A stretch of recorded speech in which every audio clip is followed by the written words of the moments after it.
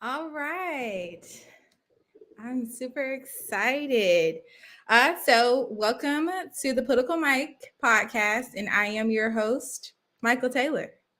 No, I'm just kidding. My name is Ariana Patton. I'm a 3L law school student at Thurgood Marshall School of Law in Houston, Texas, and I have the honor to be a host for the Political Mike podcast, Women's Edition. Yay! So, before I introduce my amazing panelists, I'm going to first tell you a little bit about Women's History Month. So every year, March is designated as Women's History Month by presidential proclamation. The month is set aside to honor women's contributions in American history. Women's History Month began as a local celebration in Santa Rosa, California. The Education Task Force of Sonoma County, California, Commission on the Status of Women planned and executed a Women's History Week celebration in 1978. The organizers selected the week of March 8th to correspond with International Women's Day. The movement spread across the country as other communities initiated their own Women's History Week celebrations the following year. And so in 1980, a consortium of women's groups and historians led by the National Women's History Project successfully lobbied for national recognition. And in February 1980, President Jimmy Carter issued the first presidential proclamation declaring the week of March 8, 1980 as National Women's History Week. Subsequent presidents continued to proclaim a National Women's History Week in March until 1987, when Congress passed public law designating March as Women's History Month. Between 1988 and 1994, Congress passed additional resolutions requesting and authorizing the president to proclaim March of each year as Women's History Month. Since 1995, each president has issued an annual proclamation designating the month of March as Women's History Month. And so here we are today. All right, so we're going to start by introducing these amazing panelists. We're going to start with Cassandra Knopf. Cassandra Knopf is a staff attorney with the finance firm Chapman & Cutler LLP. Her work is primarily in commercial lending and banking, but she also enjoys the work offered in environmental, social, and governments at the firm. Her passion for racial, social, and environmental justice are what brings her to places like the Political Mic. Welcome, Cassandra. Thank you. It's nice to be here again. And it's really nice to be here on a panel with such wonderful women as well. So I'm excited to have this discussion. Well, we are excited to be with you. All right, the next we have Alacia Bukau. Yes, you said it right. Wow. That's because I asked Michael Taylor before. I was like, I have to spell her name right. This is a woman thing, you know? Alacia is a proud graduate of Oakwood University at HBCU in Huntsville, Alabama, where she completed a bachelor's degree in political science with a minor in business management. She is a graduate assistant at the Center for Congressional and Presidential Studies and an editorial assistant on the Taylor Fillmore Project. She studies political communication in the School of Public Affairs and Education Policy in the School of Education at American University. Alacia is a proud elementary educator and an equity fellow in the Baltimore City Public Schools District. She is the CEO and founder of Forward Advising Center, where she provides academic assistance towards post-secondary attainment, and she is an education and empowerment content creator. Well, welcome, Alacia. Thank you. Happy to be here. We're happy to have you. All right, next we have Elena Henry. Elena obtained a Bachelor of Social Work from Oakwood University and a Master of Social Work with a focus on international human rights law, foreign policy, and social leadership from Florida State University. She worked for the British Embassy in Washington, D.C. as a visits and events officer, also was the British Embassy's through 2019 and 2020 emerging leader, and a chair for the minority ethnic group. She currently works as a ministerial engagement officer for the British government in London. Well, welcome, Elena. Thank you. So great to be here. And sorry, it's like 11 p.m. my time, but oh no, happy to be here. We're happy to have you. Thank you for taking the time to spend with us. All right, now we have Kyla Terry. Kyla graduated with her BA in International Studies from UCLA in 2019, and in May 2020, she obtained her MA in International Relations from Georgetown University with a focus on forced displacement, European migration policy, and U.S. refugee law. She also has certificates in Diplomatic Studies, Refugees and Humanitarian Emergencies, and African Studies.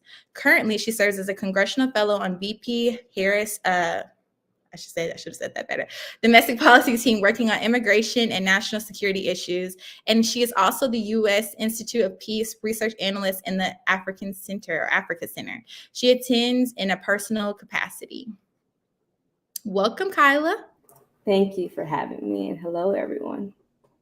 All right. Well, everyone here is highly educated, so we love to see it. I've read your bios before, but I'm rereading and I'm like, oh goodness, like maybe I need to step up my game. I need a few more degrees under my belt. But it's great to be. I'm so happy to have you guys here. This is going to be a great discussion. So happy to hear your thoughts on these topics. Well, being that it's Women's History Month, I have to start with the Supreme Court of the United States confirmation hearing of Judge Ketanji Brown Jackson. I mean, honestly, if I didn't start, I would be upset with myself. So we're going to start with the first question. Well, one, I just want to hear you guys' thoughts. You know, as I was watching the hearing, I was saying that I am so proud of her. I feel like the daughter of Justice Jackson Brown, and I feel, as she's talking, there was a lot of questions that were just like, I understand, like, just like the size that she was giving, it was like, I get that, I understand that. It's because like not only are you attacking my character, but these are questions that probably aren't need to ask. Like when Ted Cruz was like, do you believe in that there's racist babies? And it's like, is this a conversation that we really need to have? Like, and so I like just her strength.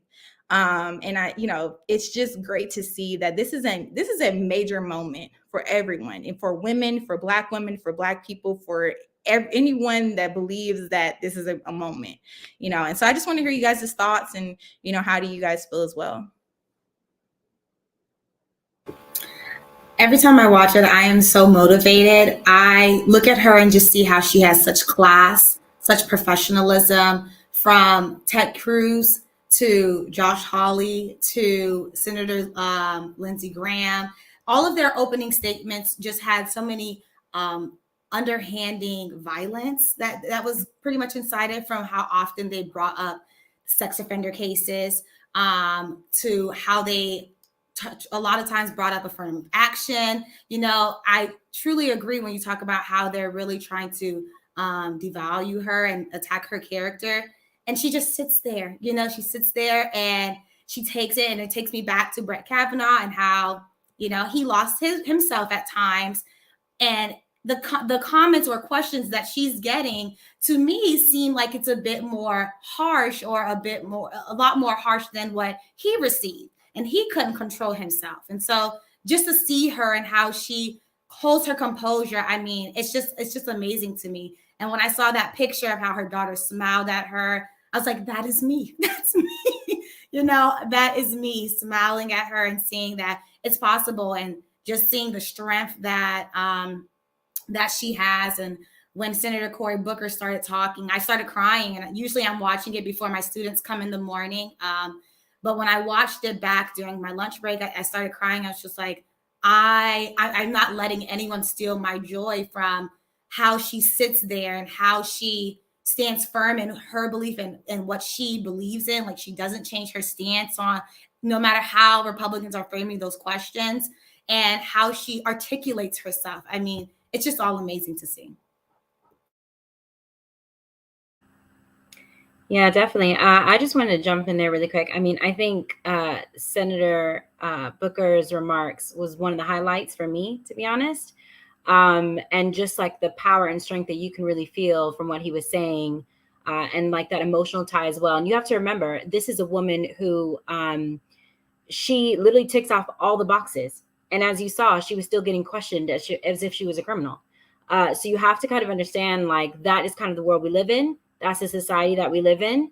And if you just hear her story about her teacher, for example, saying don't aim high when it came to Harvard, not only did she succeed, but she excelled. So it's just teaching us that no matter who you are, no matter what society may say about you or place these sanctions or put you in a box, you can really break through that wall and actually succeed higher. And I think one of the important things also in learning more about her history is that she also supports other young girls, and she teaches them to aim high. And I think that's important, just that piece of giving back. Because I think for so often we see a lot of successful people within the Black community reach those higher heights. But the question is, do they ever give back? And I think she has done exceptionally well in that area.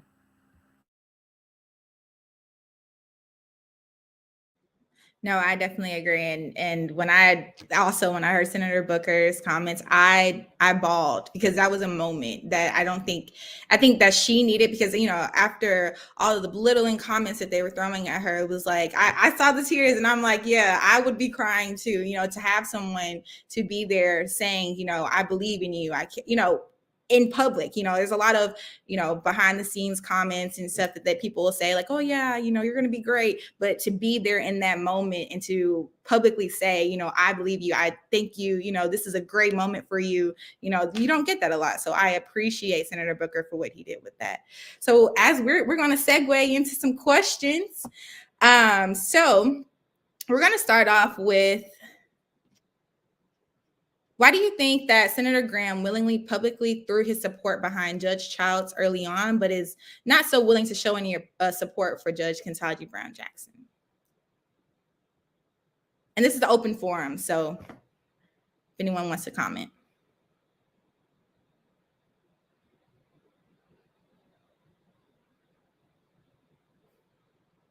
I mean, I don't really think that any of us really need to say the specific one. We know why he won't support Judge Ketanji Brown Jackson. I think it's fairly obvious that any excuse he would come up with would be pretext for the underlying issue, which is inherently like a disrespect for women, and specifically women of color, and very specifically Black women. So I think that has more to do with it than anything to do with political posturing or anything to do with their record as judges. I do find it very distasteful that they go so deep into her record and try to do that while they were literally coddling Amy Coney Barrett when she was forgetting the first 5 rights protected under the First Amendment, and she couldn't list them in front of the Senate. And it was basically watching them be like, oh no, it's fine, patting her head. Meanwhile, they're treating Judge Jackson this way. It's it's very obvious what's happening, I suppose. And so when they do attack things like this, it's very clear that they don't have any real reasons to say that she's not qualified for the position. But they want to make as big of a show as possible, showing that they disapprove. I think that's the true message they're trying to get across to their constituents. And the constituents aren't going to remember, 2 weeks from now that they were upset with her over light sentencing or being soft on crime or things like that. They're just going to remember that they disapproved. So that's my 2 cents on it.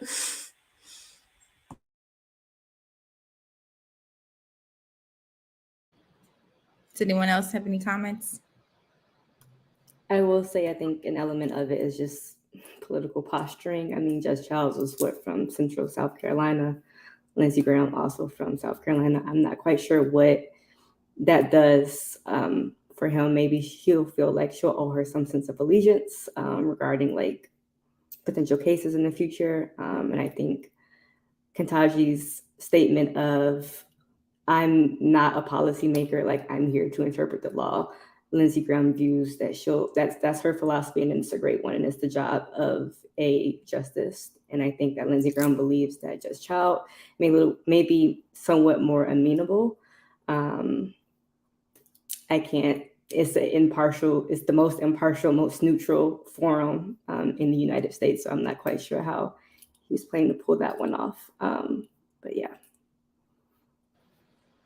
Yeah, and just to add to that, as you were saying, when she was like, "I'm not a policymaker," for me, that was a moment. It's like, are you asking this question? Are you asking these questions because you genuinely do not know, how the law works, or are you asking these questions, I guess, to, continue to belittle me? It's like, when you're asking about sentencing, I'm not the person that is creating the law. You guys are creating the law. Congress creates the law. I'm interpreting the law. So it's like, if you want to really talk about sentencing, you guys change sentencing laws. I'm just here to make sure that the laws are, fulfilled. So that was that was another one, because I want to go into public policy and I am in law school. So it was like, this is what we mean by we need more, senators that fully understand. I'm here having to study law for 3 years, and you guys kind of get off by not even knowing what, how law is created, but you're asking questions like this. So that's just, little expert. So let's talk about, let's keep it going. What are you guys' thoughts on the assertions, the treatment of Judge Jackson by Democrats and the media is far different from how they treated Justice Amy Coney Barrett during her confirmation? I mean, pretty much know the answer to this, but still want to hear you guys' thoughts. I mean, it has been different because they're different justices. Like, that's ultimately it. I dislike the idea that there has to be a both sides argument to every single thing that is set up as a framed dichotomy, because it's not the same. We're not talking about women who are equally qualified. We're not talking about women who had to go through similar gauntlets in order to be considered for this job. And we are not dealing with a Senate that is treating them in similar ways. So of course the treatment of her by the media is going to be different. I think that there's a discussion to be had about whether or not media takes responsibility for the kinds of points of views that it amplifies just generally. But I think, like, when we talk about specifically these instances, it's a red herring that the right especially is trying to throw out there, because, again, like I said, they don't have anything real and substantial to complain about. She's an excellent jurist from what we've seen, and knows her law, is very measured in her demeanor, which is what you want from someone who interprets the law and applies it to your case. So, yeah. Any other thoughts on that?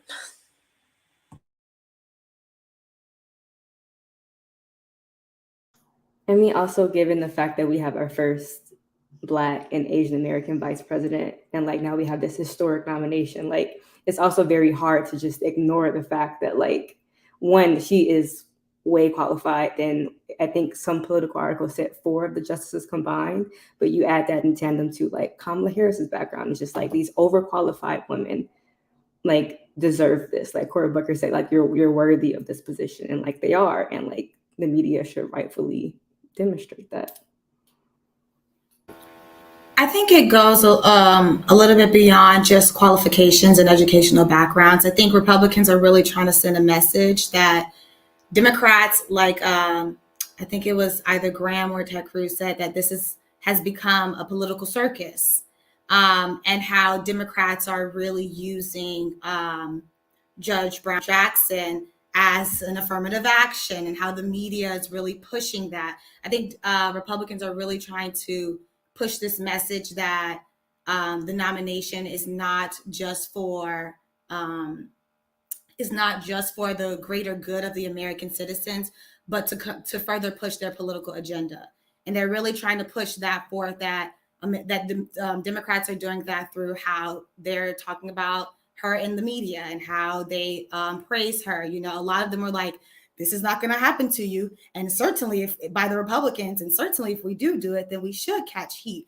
But that's not going to happen. And you know how they're wording it. But also on the flip side, let's look at how Fox News is talking about her. Like, why does Tucker Carlson think it's necessary to ask about her LSAT score? She went to Harvard, got 2 degrees from Harvard University. So why is it necessary that we're talking about an LSAT score when Harvard's median LSAT score is around a 170 out of a 180?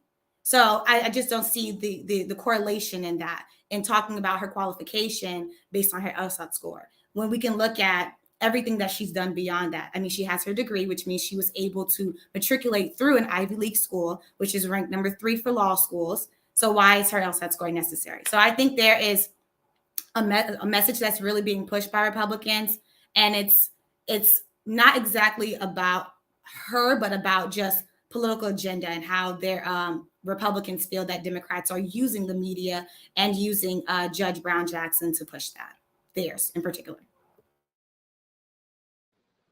And just to add to the LSAT score thing, like, no one cares about your LSAT score. Everyone, I mean, she graduated. First of all, she graduated from Harvard with law school with honors.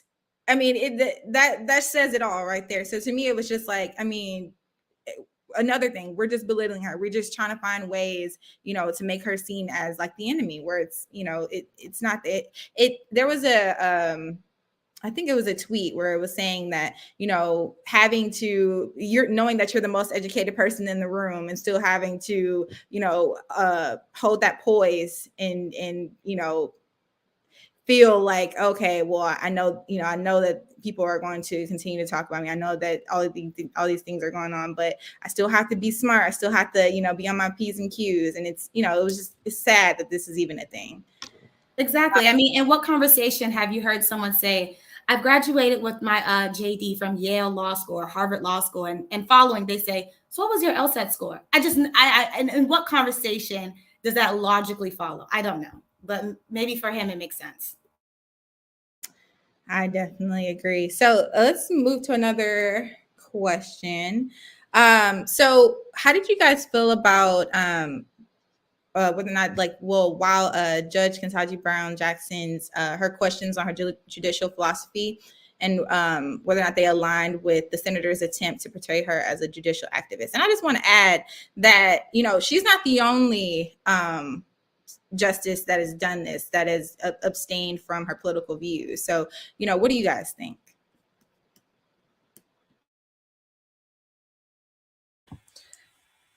Well, my first instinct on it is that it is extraordinarily hypocritical coming from the GOP senator's side to make accusations about judicial activism when it's been Senator McConnell's goal, and I argue he's been successful in moving the entire needle of the judiciary in the country over into extreme right-wing activism. So with that being like the context and the background and the setting that we are currently living in, it seems like an obfuscation and a little bit of a deflection, I think, because it's sort of losing, if we're going to say from a political stance, which judicial nomination and a confirmation should not have to be a political thing because it's supposed to be about interpretation of the law, but that's been politicized. So it sucks because what they've done is they've created an environment where there is a lot more freedom for the right to legislate around very loose interpretations of human rights, essentially. Meanwhile, they're trying to block anyone who has opposing views from having any access to that interpretive area of the law so they can change it back or move the needle back into a reasonable space. So when they attacked her for being a judicial activist, that irked me for, on top of the reasons of it being belittling and just, downright racist, it's also alarming politically because they're actively and kind of tipping their hand and showing what they're trying to do.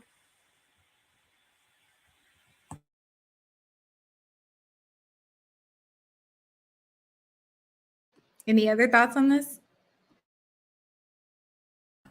Yeah, I just want to say, didn't read much on this story, but I just think in general, when I look at and understand kind of how society works, I think anyone that goes outside of the norm, that is not in the majority of the company, is always going to looked at as the rebel, as the activist, as someone who's going against the norm. And I think first it's okay to not agree with the majority. It's okay to not side with them if you feel as though you have a right not to. And I don't think that, I just think at the end of the day, like, you're always going to be called a radical, or there's always going to be a title put on you if you don't agree with the majority and if you don't look like majority. So, yeah.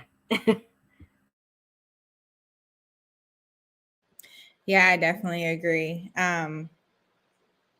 So to continue with that, Let's talk a little bit more about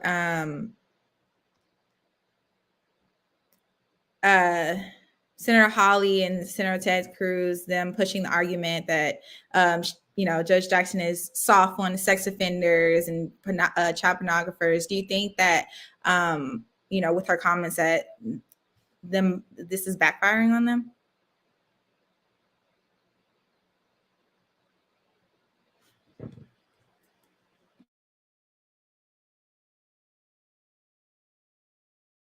I don't know if I would say it's backfiring on them. I did not read the news article, but what I can say is that it's definitely pushing a very particular message. That you can tell in some of the things that Senator Hawley said when he asked, in particular, he asked it multiple times, who was the victim here? When he was talking about a very specific case with the 18-year-old who had the 8, 9, and 10-year-old videos of child pornography, and she apologized, and he kept saying, well, who's the victim here? Because there were real victims.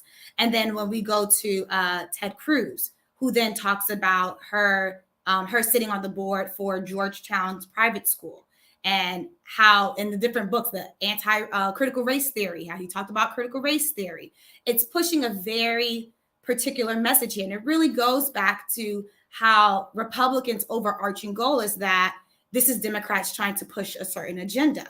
It goes, critical race theory is something that Republicans do not really stand for. I mean, let's look at Texas. It goes to the sex offenders. And I really like how she stood firm in saying, it's at her discretion based off of what Congress has said. It's at her discretion. So if they have a very big issue with it, then do something about it. And he said, well, which Congress said we will not do, they're not going to do anything about it. So why are we talking about it? You're in a position to put some guidelines and say, well, these are the guidelines that you have to go about, but you're not going to do that. So why are we talking about it? It goes back to them really trying to push a message. And I don't know if it's backfiring, but I do know that I know how a lot of people feel around child pornography and sex offenders. And the way that Republicans are really pushing this, Democrats need to protect her. They really do. Because, Republicans talked about how during the Brett Kavanaugh hearing confirmations, how there were rocks thrown into windows and things like that. If we're going to keep talking about child pornography in the way that they are, we need to protect her, because you just never know the violence that may be incited towards her.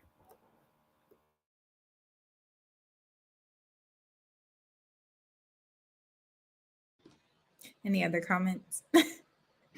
I'm trying to keep the conversation going. I think that it's an old and tired trope, honestly, politically, to be used.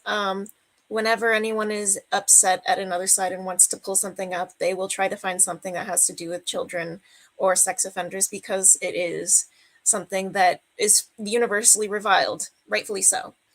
But this think of the children mentality tries to pull punches at like an emotional core more so than it does at any kind of legislative or punitive or rehabilitative sentencing. It has nothing to do with the laws that she would be like interpreting and applying to cases. And so and I mean, it would when it comes up to the Supreme Court and if they have to talk about that, but it's another one of those things where I was talking about them shifting it, like one of the core tenets of the Republican political party has to do with being hard on crime. But that has historically been a euphemism for also being hard on minorities, and especially like Black people. So there's a reason for there to be meaningful changes to the law and meaningful changes to how you apply the law. When it comes to people of, minorities, we need to be sensitive to that history and try not to be unfair about it. But if we are then being softer on criminals, then that opens up these judges and other people in the law to attacks from people who say, oh, you're being soft on crime. And then you have the option of either playing into that game or accepting it or just being silent. Here, I think it was fairly easy to sidestep because it was easy to see what they were doing. But is a lot of political theater, and it was a lot of just attacking.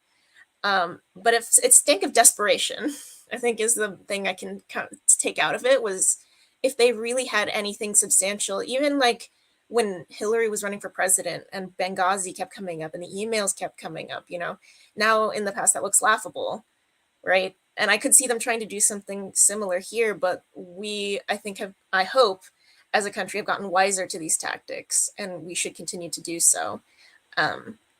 So when I saw that, I thought it was laughable.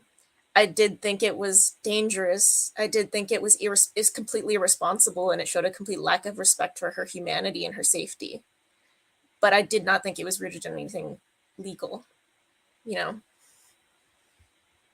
Yeah, I also wanted to add, I also think it was desperate as well. I think Republicans see and know it, they know within themselves that she is very qualified to sit with the rest of these justices. But I also think that because they know that, they're looking and grasping for something that will make her look poorly. And so what better than to talk about her doing very low sentencing for child pornography or for sex offenders. Let's find anything that we can do that'll make her look very low, because very smaller than what she is. Because I mean, everyone's talking about how she's highly educated, how she has a lot of experiences in comparison to currently sitting justices. So what can we use that can make her that we can use to our advantage to say, well, why didn't we pick any of the other potential nominees?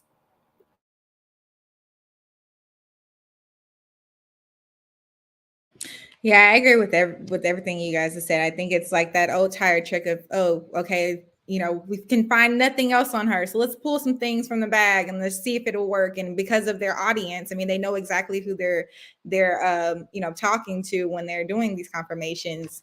Those people, of course, are going to be like, yeah, let's not confirm her because X, Y, and Z. This is really just them trying to continue to campaign on their own to get their funding for their campaigns later on down the line. This really has nothing to do with Justice Jackson to me. So yeah, so let's flip the conversation.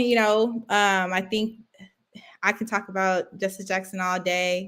Black power, Black woman power. I am here for it. I cannot wait to see it. This is a really big moment for Black women and women in general.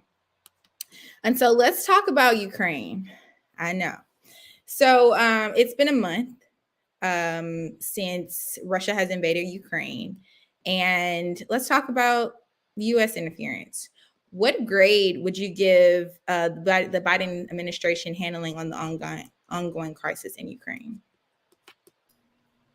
I mean, my expertise doesn't lie in military or economic matters, so I can only confidently speak to their humanitarian actions. But between the $14 billion in aid, accepting 100,000 refugees, publicly calling Putin a war criminal, along with the economic sanctions that have been passed by Congress, on top of efficiently cooperating and communicating with our European allies, but at the same time not committing U.S. troops to a crisis, instead using like NATO standby forces. I think the administration is doing a great job, especially considering like we're post-Afghanistan. There are concerns, anxieties, and fears about war.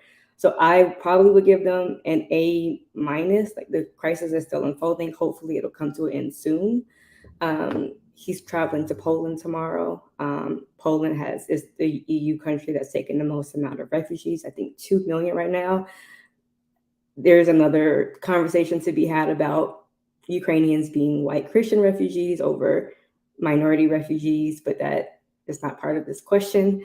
Overall, I think the administration is doing great. We continue to see really good momentum from Congress and from Biden and Harris.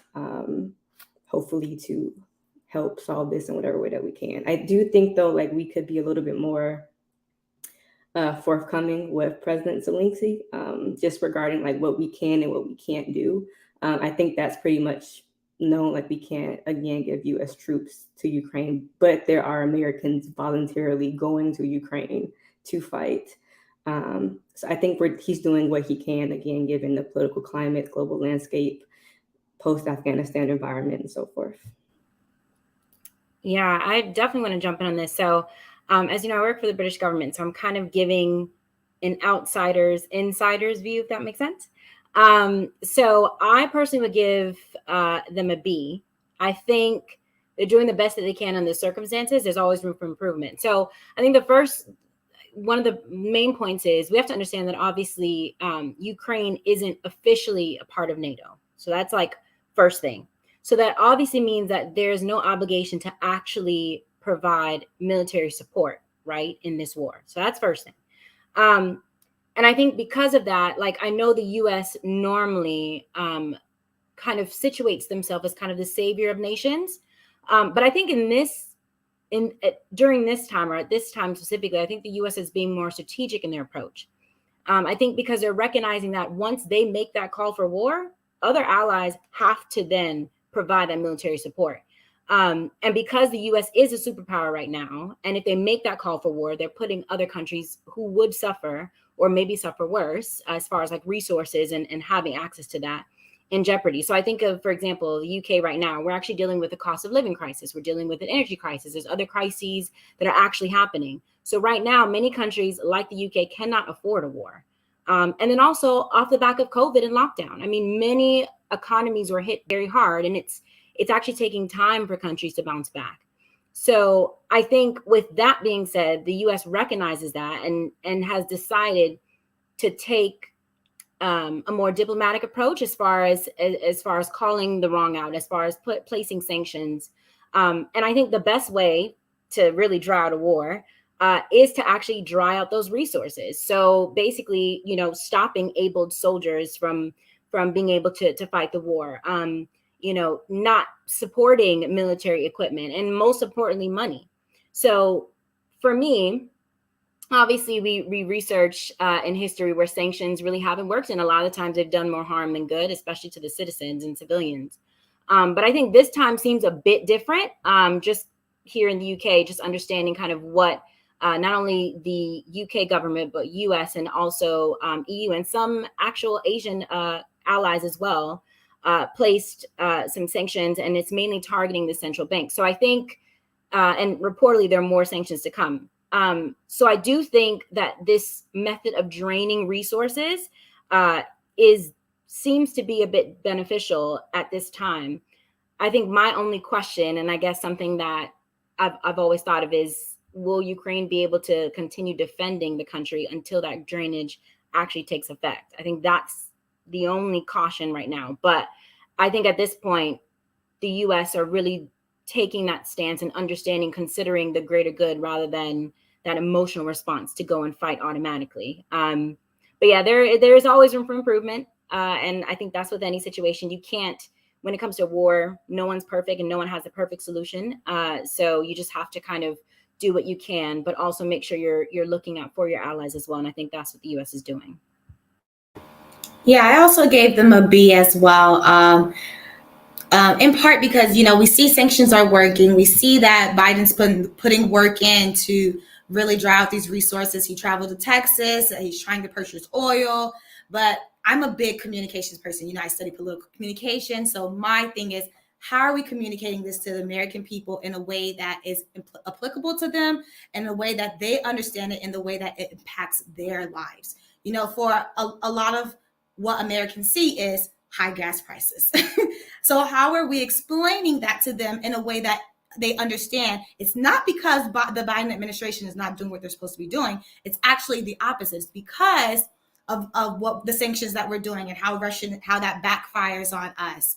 But I did see a Pew Research article where 47% of Americans, they do approve of Biden's the Biden administration's handling on the Russian invasion.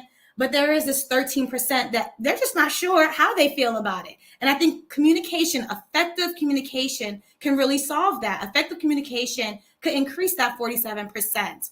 I think that what they're doing is effective, with the US and the European Union having export controls on technology, especially like microelectronics. I think that's going to hinder technological developments in Russia.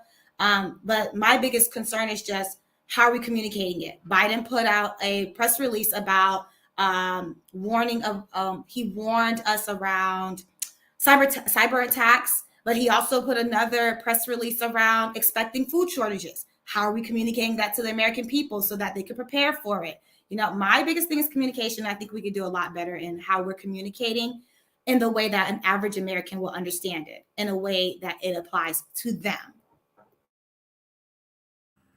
I just want to jump. Oh, sorry. No, yeah, I just had a very quick thing to say in response to what you said. I think that you're entirely right. I remember that I think it's fairly early in the Biden administration, they had a really active campaign regarding COVID vaccination and like masking, and they were doing things like hiring TikTok influencers, and I think Olivia Rodrigo came to the White House. Like they have the resources, and someone on their team did at the time at least have a very effective like idea of understanding like how to not only just disseminate the message but to make sure you get it to people who it affects. And I think in a lot of cases that is like both like teenagers and their families because like they're the ones that are consuming the most resources, right? Because their parents are taking care of a lot of their things until they go to college or go off to work wherever, for example. So I think that that's like an opportunity that's being missed. Definitely. We're seeing hardships, we're seeing a bit of confusion, and generally when people have it explained to them, they're really okay with it because they support Ukraine. And that's actually a little bit of a bright spot of hope for me, is just how many people support Ukraine. We can talk about the racial dynamics of that all day, but aside from that, people are unified behind the idea of protecting a country from an invading force. So there's at least hope on that front. But if we could just get the country a little bit more on the same page, I think we'd be in a good spot.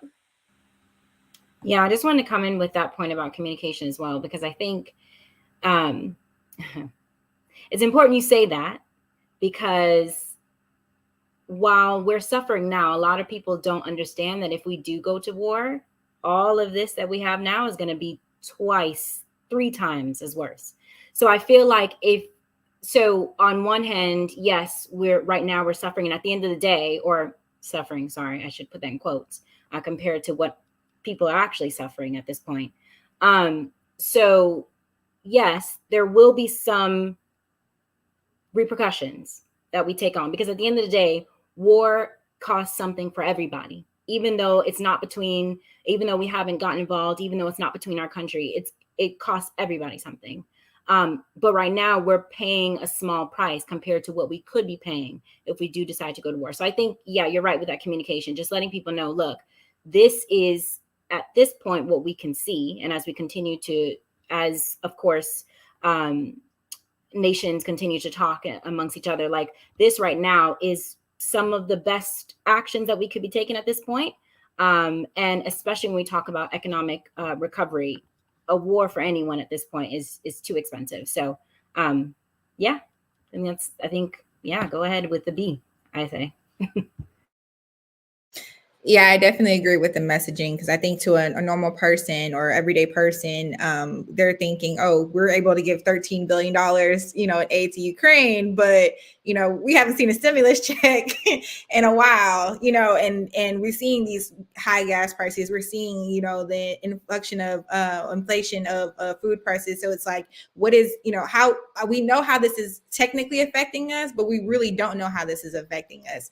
And so I think that, we should do a better job with, saying, hey, this is what's going to happen if we don't do this, and this is what's happening, currently. And I think that people would be a little bit more understanding of Biden's administration and how he's handling it, if there would be a better way to communicate it to the everyday citizen. So I definitely agree with the messaging part. And you touched on the Biden's warning for a potential cyber attack. So let's talk about that. And so for me, when I think about the cyber attacks, I think about how there was a cyber attack on gas for May 7, 2021, and how that majorly affected the United States. And so that's a thing, if that happens, how do you think that would hurt our economy? Well, it would. There's no doubt about it. And part of the problem is especially that last time, people panicked when they heard about the cyber attack, and so they drove up prices of gas because they panic bought everything. And that's been a trend in United States, like spending for decades now, or at least the last decade. And I think that that's an exploitable weakness that other countries, specifically Russia, are probably well aware of at this point. So I don't know how strong the cyber security is on our infrastructure. I suspect much less than it should be. Um, but I also don't know how much damage the direct cyber attacks have versus what the speculative damage is, and then the repercussions of how people perceive it are going to be. And I don't think we've learned enough from last time. So from last time, if we have another cyber attack, I think it'll probably be pretty devastating if it goes on for an extended period of time. The good news is I think we have pretty good like people in the United States who like work on like defending against cyber attacks after they've happened, or like fixing things once they've gotten, attacked. But our bandwidth, like our internet speed, is I think like somewhere around 23rd or like 30th in the world. There's countries that are like numbered 1, 2, 3, like both in Eastern Europe and over in East Asia. So we don't have the infrastructure, even just like just the internet infrastructure to defend effectively against something like that. We really do need to do an overhaul of our infrastructure entirely in the United States. But as part of that, we need to do something about our internet.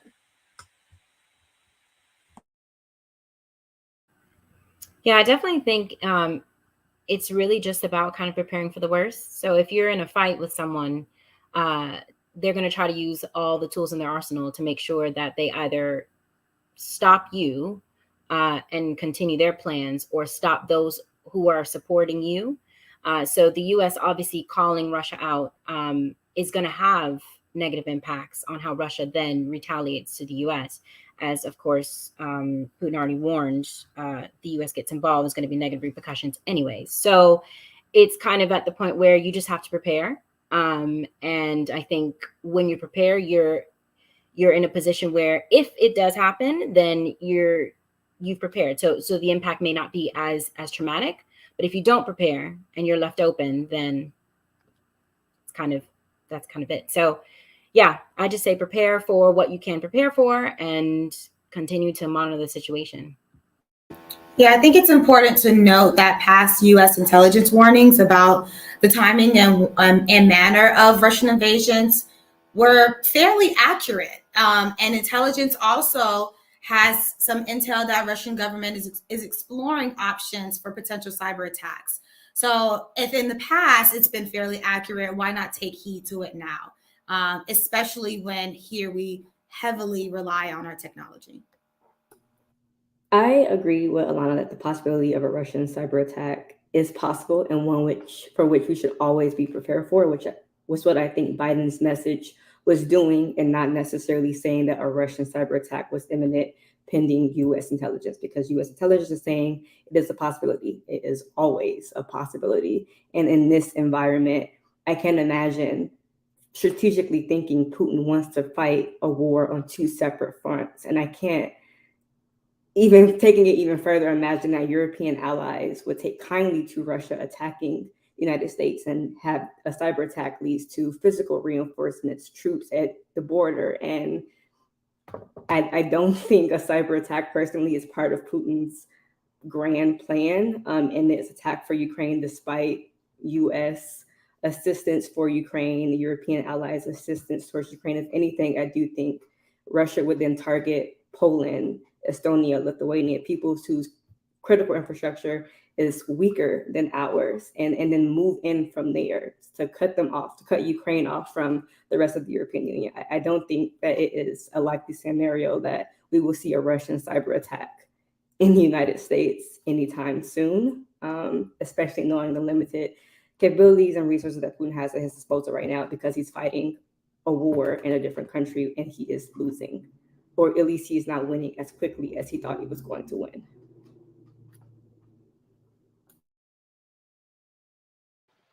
So let's talk a little bit about nuclear weapons. So What red lines do you think the U.S. should draw, and what warnings do President Biden need to make to let Putin know that the U.S. and NATO will take action if Putin uses chemical weapons or nuclear weapons?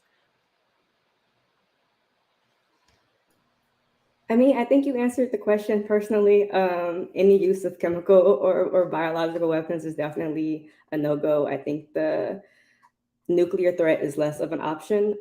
It just harkens back to Cold War times. Like, mutually assured destruction is not likely in this, again, scenario, at least over Ukraine. It isn't like a capitalist versus communist ideological battle anymore. This is literally just like, I want these pieces of territory. And I'm not saying this is to justify Putin's actions. Like, I just want these pieces of Russian-speaking territories, and that's it. It doesn't lead to a nuclear like power fight. I think before the United States gets involved, if he were to use chemical and biological weapons, I think NATO will probably be involved first. That's just more of the strategy that the United States and European allies has used in the past, and can be expected again if that line is crossed. I haven't seen Biden like make any statements regarding Putin and Russia's use of chemical or biological weapons. If it becomes a likelihood, I think we'll definitely see him say something about it. But I at this point, like, anything's on the table is Russia. So again, being prepared is probably like what everyone should be doing, especially those Central and Western European countries who have the capabilities to exert enough pressure to make sure that that isn't being used. I honestly don't know if Biden should or will issue another warning to Putin, because at this point, it's almost a little bit like the ball is in Russia's court.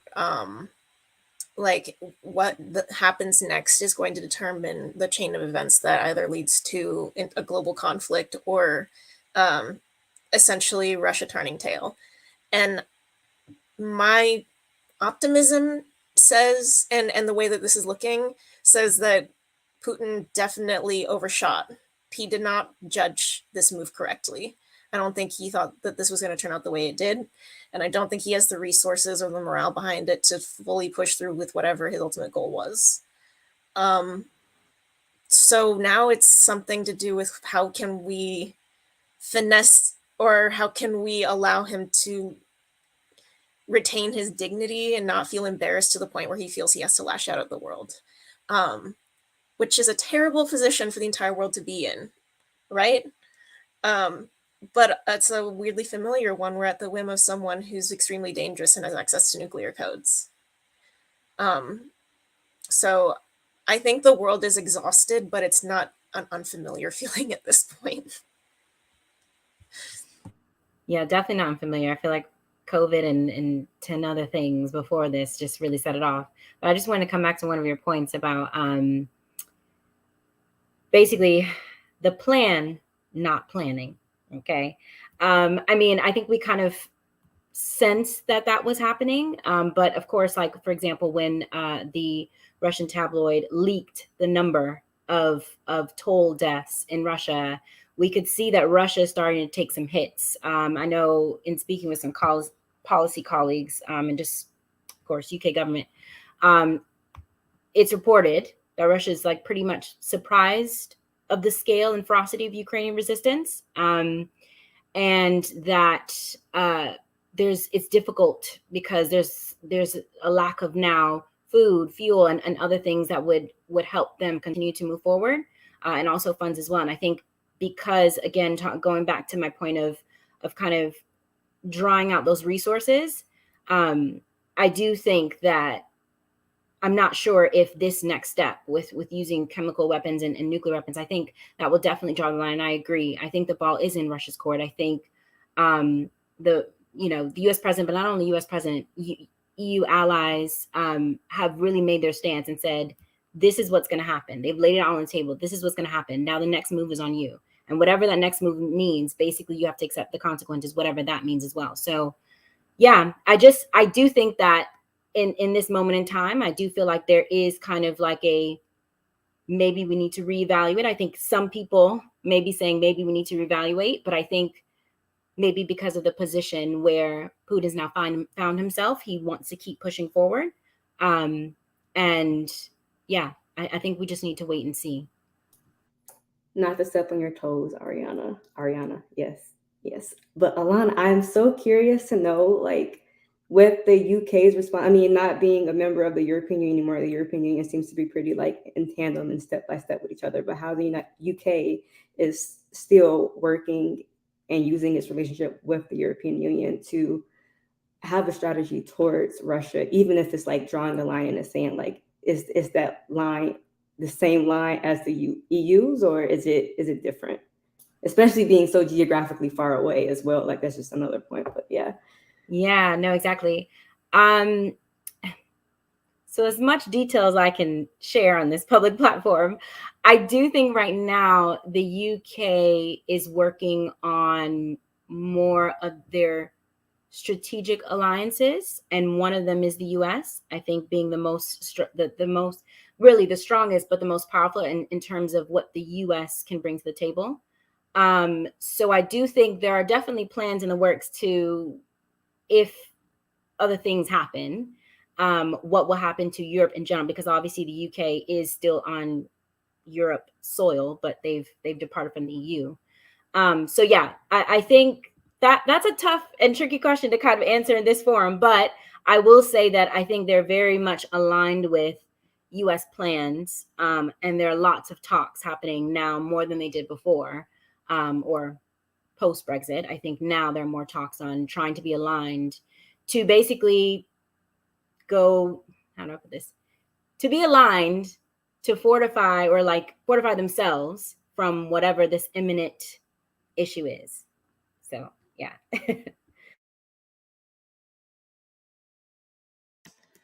Well, ladies, this has been a very insightful panel. I'm learned so much. I'm super excited to go back and watch this again. So thank you all again for, coming onto this panel and giving your thoughts, your insights. And so for the girls that are watching this, even if they're on now or, someone watches it later on, what is a piece of advice that you would give to your younger self?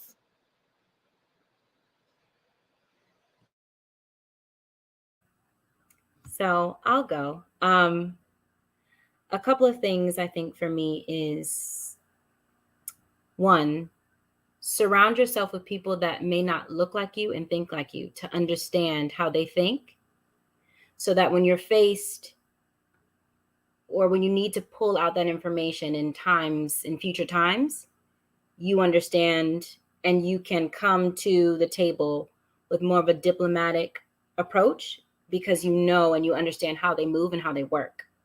I think so often there's a positive thing about surrounding yourselves with people that look like you, people that think like you.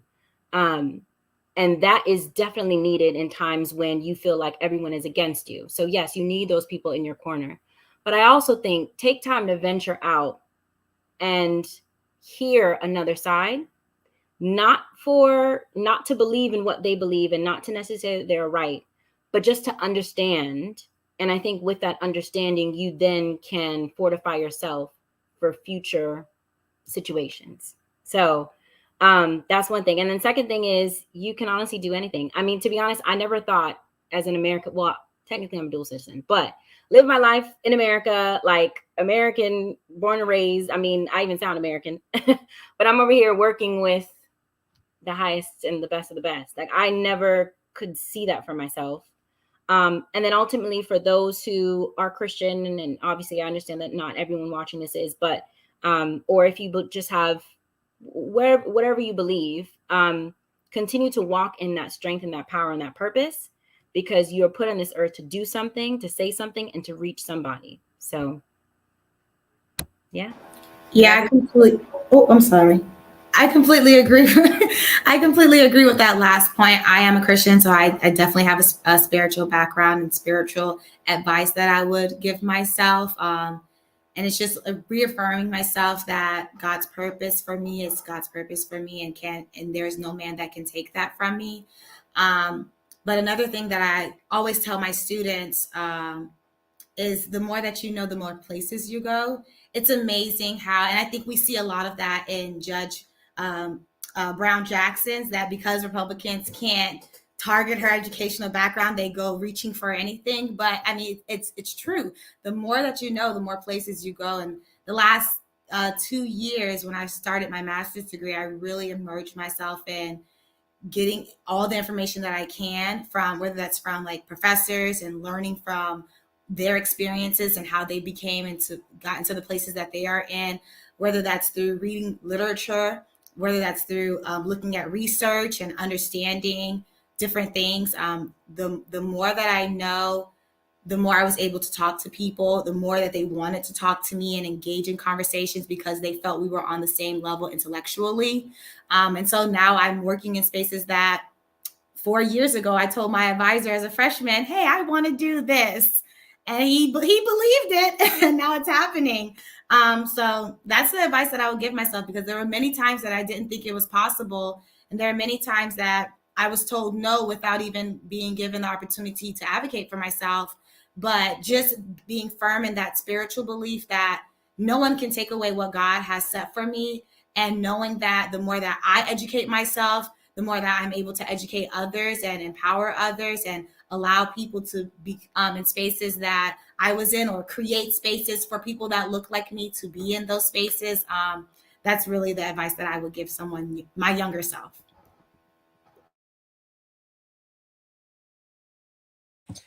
I think my younger self would only need to hear something like, don't worry about the pacing. Don't worry about your time. Sometimes you know where you're supposed to go and sometimes you're a little lost. But I think, I'm not a Christian, but I do feel like spiritually that's similar to what I'm hearing, is like, if you feel like you're behind other people, that's just because those are other people's lives. Just live your own life and make sure you're doing the best you can. I think for me, I would probably say do what makes you happy and what makes you extremely frustrated. It's a weird thing, but it'll keep you ambitious. It'll keep you happy. There's always something, like I do immigration. It's such a fluid and controversial field. Like it's always moving. I am constantly upset at the Ted Cruz's of the world. I am equally inspired by the Dick Durbins of the world. So it's always a back and forth. And it keeps me motivated. I definitely advocate for progressive immigration policies, for refugee law and asylum. But there's just something of like, you need Ted Cruz's to like push back so you can make your argument stronger. Like it's just inedible. And secondly, I would definitely say recognize what you're doing and know your worth. Like I've worked, as many women of color have worked multiple jobs at once, and like deliberate jobs, like working at a think tank and then also working on the Hill, or being a teacher and then also being like a coach. Like that's not easy. Like we just go, oh no, like it's fine, like it's what I do. It's like, no, like that's hard. And like when people like give you praise for it, like you let it soak in. Like don't be humble. Like you can be proud of yourself. And I never was as a kid, but I definitely am now. So I will leave it at that. Well, thank you all. I think mine would be mindful of the company that you keep. As I was kind of watching, I was watching a few videos, and it was of Justice Jackson's, like her friends just talking about her and saying that they knew that she was going to be a Supreme Court justice one day. They knew how hard she worked, and you have to have those people that are in your circle that are pushing for you. Because if you don't have those people, if you have people that's around you that's always negatively talking about you or talking about the things that you're doing, you're never going to progress. So have people that are in your circle that's constantly pushing you, and they may not tell you everything that you want to hear. Don't have those friends that tell you everything that you want to hear, because they're not going to help you out. You need the people that's going to tell you what you need to hear. And that's very important. And so that's my little thing I would tell myself, my younger self. But yeah, thank you all so much for doing this panel with me. Thank you, Michael Taylor, for giving us the opportunity to take over your podcast. You should let us do it more often. And anytime you want. I thoroughly enjoyed it. Thank you guys. I'm just looking at the next ambassadors to the United Nations, and Elena and Cassandra in the Senate, Kyla in the House, Lazy on the Supreme Court, Ariana for president. This is a rock star panel. I just want to express my gratitude to each of you on what you brought to the table. I thoroughly enjoyed it. I was backstage watching every minute, and even commented a little bit, but thank you. Thank you. Well, Michael Taylor, if you want to close out, we'll let you do it. All right. Well, that was episode 59 of the Political Mike podcast, our special edition, Women's History Edition. With that being said, thank you guys for tuning in. I hope you tune in next week for episode 60. Have a good night. Stay engaged and refrain from sketchy news sources, as I always recommend. Thank you, guys.